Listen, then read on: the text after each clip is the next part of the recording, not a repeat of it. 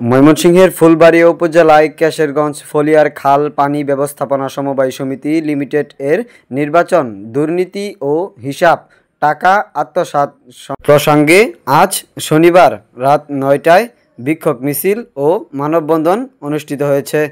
মিছিলটিতে অংশ নেন সদস্য এবং এলাকাবাসী সাধারণ মানুষ।